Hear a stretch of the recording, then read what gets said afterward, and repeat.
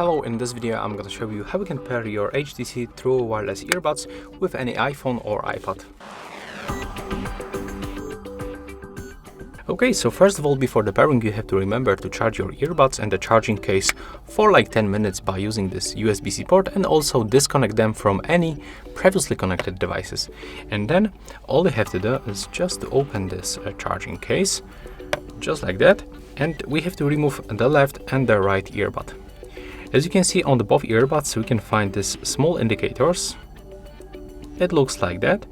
And as you can see, one of it's blinking quickly. So it means that we are in the pairing mode right now.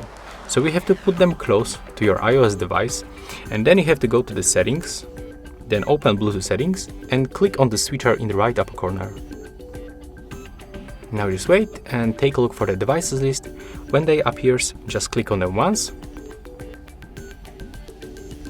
And as you can see, right now we are successfully connected. And that's all for this video. Hope you like it.